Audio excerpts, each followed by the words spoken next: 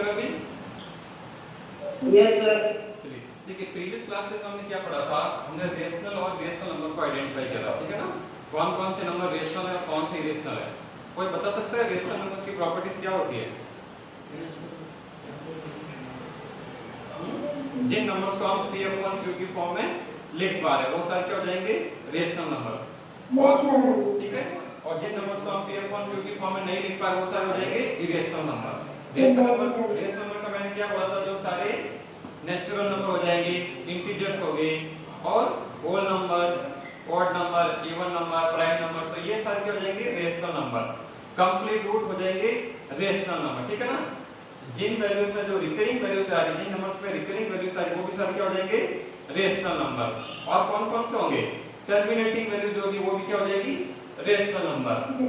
और अगर irrational number की बात करें तो एक तो हो जाएगा पाई। पाई क्या होगा? Irrational number. And non terminating value जो भी है सारी, वो सारी हो जाएगी इरेशनल नंबर। और क्या प्रॉपर्टीज थी इरेशनल नंबर की? इनकम्प्लीट रूट, जैसे √2, √3, √5, √6, √7, जो भी इनकम्प्लीट रूट है वो भी सारे क्या हो जाएंगे? इरेशनल नंबर, क्योंकि इन रूट की वैल्यूज को हम P/Q की फॉर्म में नहीं लिख पा रहे थे, ठीक है ना। तो कल हम एक्सरसाइज 1.4 कंटिन्यू कर रहे थे। तो एक्सरसाइज 1.4 के क्वेश्चन हमने 17 कंप्लीट कर लिया था। देखिए नेक्स्ट क्वेश्चन है जो वापस क्वेश्चन का रिपीटेशन हो रहा है, हमारे सिलेबस में 1 to 17 ही है, ठीक है ना। इसमें बहुत सारे एडिशनल क्वेश्चन दे रखे जो हमें सॉल्व करने की जरूरत नहीं है, ठीक है ना। जो हमारे सिलेबस में है, आप एक बार गवर्नमेंट बुक और इस बुक को जो है मैच कर लीजिए, कॉमन क्वेश्चन को एक बार टिक मार्क कर लीजिए, ठीक है ना। इस चैप्टर के क्वेश्चन जो मैं आपको एक बार टिक मार्क करवा देता हूं। अब हम एक्सरसाइज 1.5 करेंगे। इसमें से हमें क्वेश्चन करना होगा सेकंड एंड थर्ड, ठीक है ना। बुक आपके पास हो तो एक बार क्वेश्चन टिक मार्क कर लीजिए, question number second and third. फिर एक्सरसाइज 1.6 में से हम क्वेश्चन नंबर 1 to 5 करेंगे, लेकिन कुछ ऐड वाले क्वेश्चन भी हैं, मल्टीप्लिकेशन वाले भी, डिवीजन वाले, तो वो भी हम करेंगे। हमारे सिलेबस में क्वेश्चन नंबर 1 to 5 ही है, लेकिन हम एक्सरसाइज 1.6 के 1 to 8 क्वेश्चन हम सॉल्व करेंगे, ठीक है ना, 1 to 8। एंड एक्सरसाइज 1.7 के हम करेंगे 1 to 3। तो ये क्वेश्चन आप एक बार टिक मार करिए, आपको पता लगेगा कि नेक्स्ट क्वेश्चन कौन सा सॉल्व करवाना है, ठीक है। तो अभी एक्सरसाइज निकालिए, एक्सरसाइज 1.5 क्वेश्चन नंबर सेकंड। चलिए क्वेश्चन नंबर सेकंड में आपको ट्रू एंड फॉल्स मार्क करना है। अब अगर कल आपने अच्छे से पढ़ा होगा, रेशनल और इरेशनल नंबर की प्रॉपर्टीज आपको पता होगी, तो ये इजीली आप बता पाओगे। सेकंड का क्वेश्चन नंबर फर्स्ट देखिए, क्वेश्चन नंबर फर्स्ट दे रखा है, pi is a rational number but if the value of pi is a irrational number if the value of pi is 22/7 then it's rational। Question में वो लगा है कि पाई जो है इरेशनल नंबर है, लेकिन अगर पाई की वैल्यू को हम 22/7 ले तो क्या इरेशनल होगी? तो हाँ बिल्कुल होगी। कल मैंने क्या बताया था, पाई जो है वो इरेशनल नंबर है, लेकिन 22/7 क्या है? रेशनल नंबर, क्योंकि 22/7 ऑलरेडी P/Q की फॉर्म में है। तो ये स्टेटमेंट क्या हो जाएगा? ट्रू, ठीक है ना। तो फर्स्ट स्टेटमेंट हो जाएगा वो हो जाएगा ट्रू। बात समझ में आ रही है? चलिए सेकंड क्वेश्चन देखिए, irrational can not be represented on A number line. क्या हम इरेशनल नंबर को नंबर लाइन पे रिप्रेजेंट नहीं कर सकते?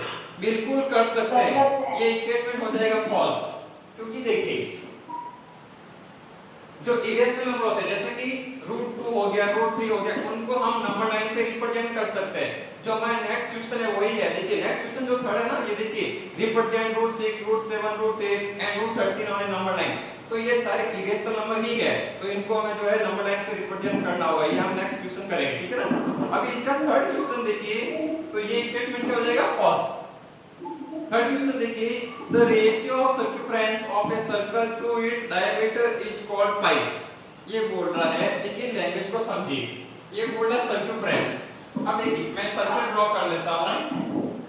ये बोल रहा है सर्कमफ्रेंस का रेशियो और डायमीटर का रेशियो। अब देखिए डायमीटर क्या होगा? सर्कल का डायमीटर यही होगा, ये होगा ना सर्कल का डायमीटर, जिसको मैं O लेता हूं, ये A हो गया, ये B।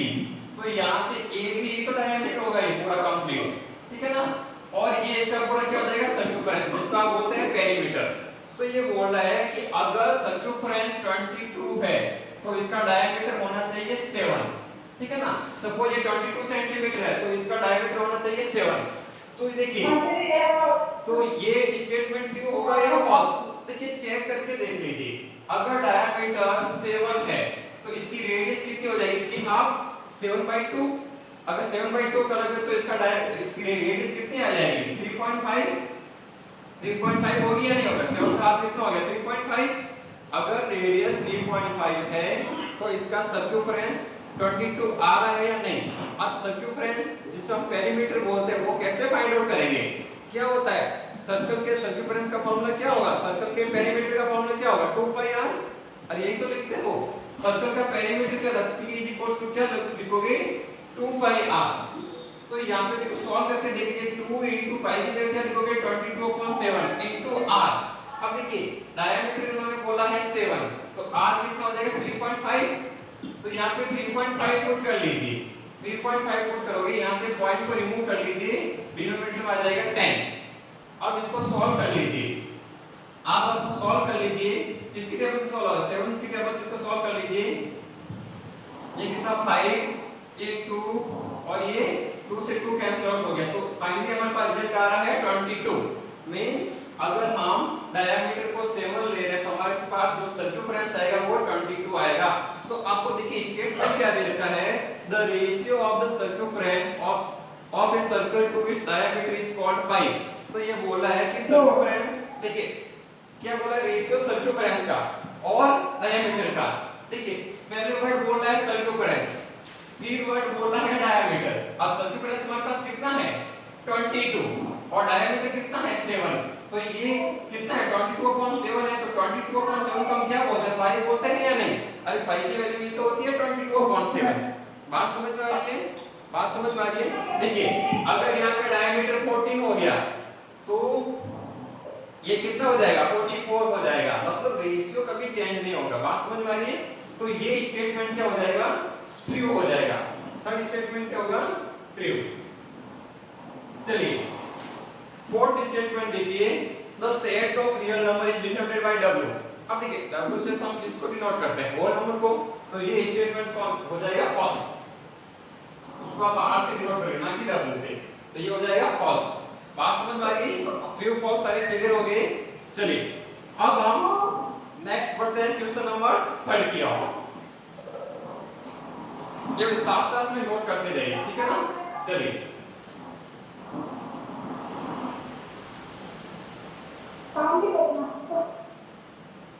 चलिए क्वेश्चन नंबर 3 देखिए,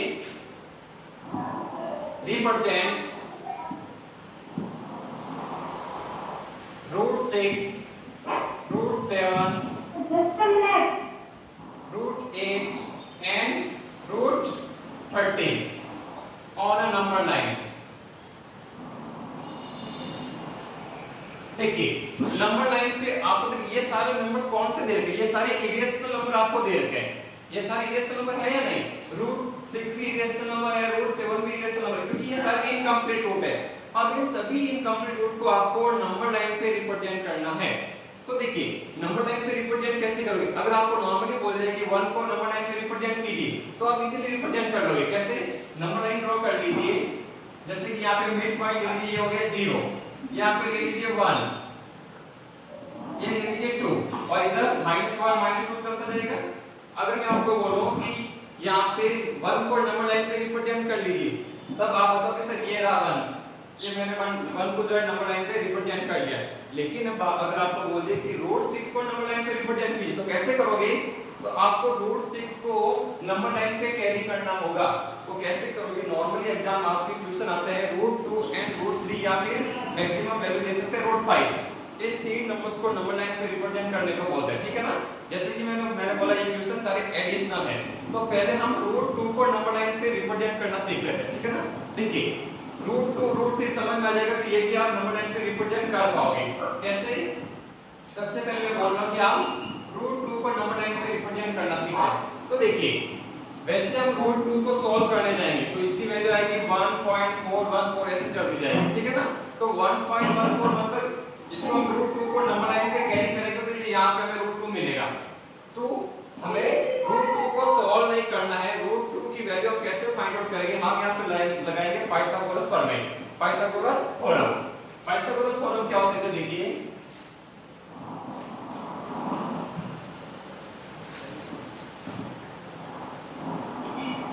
पाइथागोरस थ्योरम क्या होता है? जैसे कि मैंने कोई भी एक राइट एंगल ले लिया है, राइट एंगल ट्रायंगल ले लिया है, राइट एंगल ट्रायंगल ले लिया है, जिसको कोई भी एक एंगल कितना होगा 90 डिग्री, ठीक है ना? इसको मैं नाम दे देता हूं, जैसे कि ये हो गया ए बी सी, ठीक है ना? तो देखिए ये जो AC होगा, ये इसका क्या होगा? हाइपोटेन्यूस, पता है सभी को, ठीक है? और ये AB क्या होगा? इसका परपेंडिकुलर होगा, AB क्या होगा? परपेंडिकुलर, एंड BC इसका क्या होगा? बेस होगा। तो देखिए यहाँ पे हाइपोटेन्यूस, परपेंडिकुलर, बेस में आगे बोलिए, चलिए किसी को डाउट है तो पूछ लीजिए। तो यहाँ पे ये क्या होगा? परपेंडिकुलर, ये होगा बेस और ये होगा हाइपोटेन्यूस। तो इसमें देखो रिलेशन क्या होता है, इसको हम ऐसे लिखेंगे, hypotenuse square is equal to perpendicular का स्क्वायर प्लस बेस का स्क्वायर, ठीक है ना? हम परपेंडिकुलर का स्क्वायर प्लस बेस का स्क्वायर करेंगे, वो किसके इक्वल होगा? हाइपोटेन्यूस के स्क्वायर के बराबर होगा। बात समझ में आ रही है? यहाँ पे यहाँ से अगर स्क्वायर को रिमूव कर लीजिए, इसको और कैसे लिख सकते हैं? हाइपोटेन्यूस इज इक्वल टू, यहाँ से अगर स्क्वायर को रिमूव करेंगे तो लग जाएगा रूट, इसको हम लिख सकते हैं अंडर रूट परपेंडिकुलर का स्क्वायर प्लस बेस का स्क्वायर। ये चीजें देखो धीरे धीरे समझ में आएगी। ये फर्स्ट टाइम आप ड्रॉ करना सीख रहे हो नंबर लाइंस पे, एक दो बार प्रैक्टिस करोगे समझ में आ जाएगा। ये चीज समझ में आ गई तो नंबर लाइंस पे इनको आप ड्रॉ कर पाओगे। अब देखिए हमें रूट 2 को नंबर लाइन पे ड्रॉ करना है, तो बिल्कुल ध्यान से समझिए। अगर रूट 2 आपके समझ में आ गए तो ये सारे नंबर्स को आप नंबर लाइन पे ड्रॉ कर पाओगे, ठीक है? चलिए देखिए रूट 2 को हम नंबर लाइन पे कैसे ड्रॉ करेंगे? तो रूट 2 के लिए हमें कोई बेस लेना होगा, कोई परपेंडिकुलर लेना होगा, तभी हम हाइपोटेन्यूस के रूप में हम रूट 2 को आइडेंटिफाई करेंगे। फिर रूट 2 को जो है हम with the help of compass number line पे हम कैरी करेंगे। कैसे?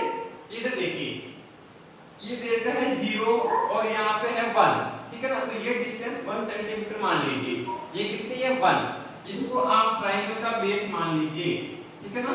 इसको आप ट्रायंगल का बेस मान लीजिए। ये O है, इसको मान लीजिए A1, जिसकी लेंथ कितनी है? 1, ठीक है ना? जिसकी लेंथ है 1, ठीक है? यहाँ पे आपको लेना है परपेंडिकुलर और ये भी आपको कितना लेना है? 1। अब आप बोलोगे सर ये दोनों 1 1 आपने क्यों लिए? क्योंकि मुझे चाहिए रूट 2।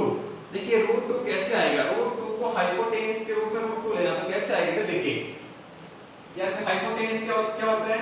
अंडर रूट परपेंडिकुलर का स्क्वायर प्लस बेस का स्क्वायर। मेरे को रूट 2 चाहिए, तो देखिए अगर मैं परपेंडिकुलर भी 1 ले लूं तो 1 का स्क्वायर करूंगा, अगर मैं बेस 1 ले लूं तो यहाँ पे भी मैं 1 का स्क्वायर करूंगा, तो 1 का स्क्वायर 1 ही होता है, तो यहाँ पे 1 प्लस 1 कितना हो जाएगा? 2। तो रूट के अंदर 2 आएगा, तो इसका मतलब मैं अगर परपेंडिकुलर और बेस को दोनों को 1 1 ले रहा हूं तो हाइपोटेन्यूस मेरे को कितना मिलेगा? रूट 2 मिलेगा। बात समझ में आ रही है? रूट 2 मिलेगा, इसलिए मैंने यहाँ पे बेस को लिया है 1 और परपेंडिकुलर में लिया है 1। तो इसको अगर मैं ज्वाइन करूंगा, मैं ये A1 हो गया, ये B ले लीजिए, तो मैं OB को ज्वाइन करूंगा तो ये मेरे पास कितना आएगा? रूट 2 आएगा। कब आएगा? बात समझ में आ गई? ठीक है, बात समझ आ गई? क्योंकि यहाँ पे मैंने परपेंडिकुलर का स्क्वायर किया है एंड बेस का स्क्वायर किया, वो किसके इक्वल होगा? हाइपोटेन्यूस के स्क्वायर के इक्वल। तो यहाँ पे परपेंडिकुलर मैंने 1 लिया है, बेस मैंने तो आ गया रूट 2। अब देखिए यहाँ 0 से B की जो डिस्टेंस होगी वो कितनी होगी? रूट 2 होगी। अब ये रूट 2 को आपको नंबर लाइन पे डिनोट करना है, ठीक है ना? आपको क्वेश्चन में क्या पूछा है? रिप्रेजेंट करना इन सभी नंबर्स को नंबर लाइंस पे, लेकिन रूट 2 आपको यहाँ पे मिला है, तो आप क्या करोगे? कंपास उठाओगे, पॉइंटर रखोगे पॉइंट O पे, ठीक है ना?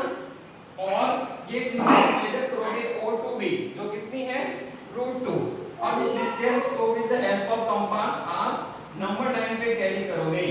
तो यहाँ पे जो ये कंपास नंबर लाइन को जहां से इंटरसेक्ट कर रहा है वो लेंथ, उसको आप पॉइंट कुछ भी ले लीजिए, वो पॉइंट ले लीजिए P। तो यहाँ से जो OP होगा, यहाँ से जो OP होगा वो लेंथ कितनी हो जाएगी? रूट 2। बात समझ में आ गई? जो OP लेंथ होगी वो कितनी हो जाएगी? रूट 2 हो जाएगी। तो ऐसे कैसे आपको रूट 3 भी फाइंड आउट करना होगा, ऐसे कैसे रूट 5, ऐसे ही निकलेगा रूट 6। अब देखिए अब रूट 2 समझ में आ गया, अब लेते हैं रूट 3। अब रूट 3 कैसे फाइंड आउट करेंगे? या तो अलग से बेस ले लीजिए या फिर इसी को बेस मान के आप रूट 3 भी फाइंड आउट कर सकते हो। कैसे?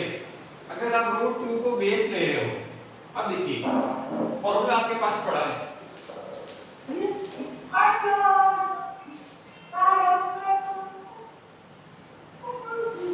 चलिए अब आपको नंबर लाइन पे ड्रॉ करना है रूट 3। अब रूट 3 आएगा कैसे? रूट 3 के लिए आपको परपेंडिकुलर और बेस क्या क्या लेने होंगे, तो ये आपको इमेजिन करना पड़ेगा, ठीक है ना? आपको चाहिए रूट 3। हाँ जी बोलिए। ये बैकग्राउंड नॉइस थोड़ी लो कर लीजिए। देखिए रूट 3 को आपको नंबर लाइन पे रिप्रेजेंट करना है, तो रूट 3 के लिए क्या लोगे? आपको बेस लेना होगा रूट 2 एंड परपेंडिकुलर लेना होगा 1। कैसे? इधर देखिए हाइपोटेनस क्या होगा? हाइपोटेनस इक्वल टू क्या हो जाएगा? अंडर रूट परपेंडिकुलर का स्क्वायर प्लस बेस का स्क्वायर। हाइपोटेनस इक्वल टू, मैंने बोला है परपेंडिकुलर आप 1 ले लीजिए, तो यहां करोगे 1 का स्क्वायर प्लस बेस का स्क्वायर। अब यहाँ पे बेस रूट 2, अब रूट 2 का स्क्वायर कितना होगा? रूट 2 इनटू रूट 2 कितना होता है? रूट 4, और रूट 4 की वैल्यू कितनी होती है? 2। रूट 4 की वैल्यू कितनी होगी? 2। तो यहाँ पे बेस कितना लोगे? 2। तो यहाँ पे 1 का स्क्वायर वैल्यू होगा, तो 1 प्लस 2 कितना हो जाएगा? ये 3। तो यहाँ पे हाइपोटेनस कितना आ जाएगा? रूट 3। हाँ जी बोलिए। हाँ किसी को डाउट है पूछ लीजिए। देखिएगा ये इरेशनल नंबर है, इनका स्क्वायर, मल्टीप्लिकेशन, डिवीजन, सब्ट्रैक्शन आपको सीखना होगा। फर्स्ट टाइम प्रॉब्लम आएगी। नेक्स्ट एक्सरसाइज में यही हम सीखेंगे कि इरेशनल नंबर को रेशनल और इरेशनल को ऐड कैसे करेंगे, ऐड कर पा रहे हैं नहीं कर पा रहे हैं, सब्ट्रैक्शन कैसे करेंगे, इनका मल्टीप्लिकेशन एंड डिवीजन कैसे करेंगे हम सीखेंगे। तो ये जब एक्सरसाइज ये चैप्टर खत्म होगा तो ये सारे डाउट क्लियर हो जाएंगे। बात समझ में आ रही है? चलिए तो यहाँ पे मैंने क्या बोला है, अगर हम बेस को 2 ले लें, रूट 2 ले लें और परपेंडिकुलर को हम 1 ले लें, तो हमारे पास हाइपोटेनस कितना मिल जाएगा? रूट 3 मिल जाएगा। तो ये देखिए रूट 2 हमारे पास ऑलरेडी पड़ा, तो इसको बेस ले लीजिए और यहाँ पे 90 डिग्री पे आप लाइन ड्रॉ करके ये परपेंडिकुलर ले लीजिए 1। तो ये जो लेंथ मिलेगी आपको, ये कितनी मिलेगी? रूट 3 मिलेगी। अब वही प्रोसेस वापस फॉलो करना है, कंपास उठाना है, ओ पे रखना आपको पॉइंटर और इसको मान लीजिए पॉइंट सी मान लीजिए। तो ओ सी को जो आपको नंबर लाइन पे कैरी करना है, जब नंबर लाइन पे कैरी करोगे तो ये लेंथ जो आपको मिलेगी ये कितनी मिल जाएगी? रूट 3। बात समझ में आई? तो ऐसे आपको, अगर आपको पाइथागोरस फार्मूला आपको पता चल गया है तो इन नंबर्स को आप जो है नंबर लाइन पे आप डिनोट कर पाओगे। अब सीखिए रूट 6 को हम नंबर लाइन पे कैसे डिनोट करेंगे।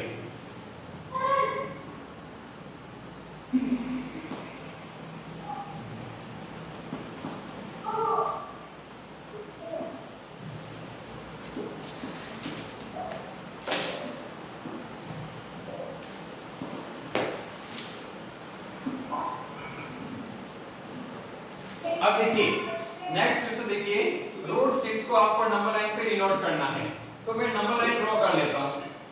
ये हो गया 0, ये 1, 2, ये हो गया 3। अब रूट 6 को नंबर लाइन पे डिनोट करना है, इसका मतलब रूट 6 हमारे पास आना चाहिए हाइपोटेनस। तो उसके लिए हम बेस एंड परपेंडिकुलर क्या लेंगे? कोई बता सकता है बेस एंड परपेंडिकुलर क्या लेंगे? रूट 6 के लिए हम बेस एंड परपेंडिकुलर क्या लेंगे? किसी को आइडिया? क्या लेंगे बेस एंड परपेंडिकुलर? देखिए हम बेस एंड परपेंडिकुलर, हां बेस एंड परपेंडिकुलर लेके जब स्क्वायर करेंगे तो बेस कितना ले रहे हो? Under root 5। हां ठीक है, और परपेंडिकुलर 1।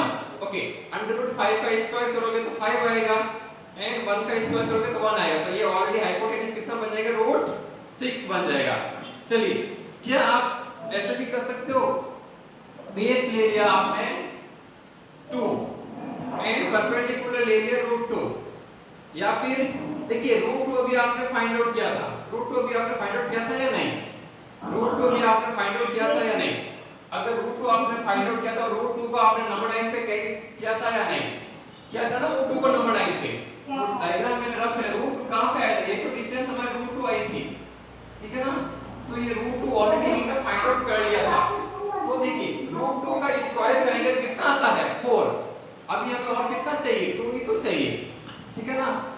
यहाँ पे बच्चे ने बोला है कि सर बेस ले लीजिए 5।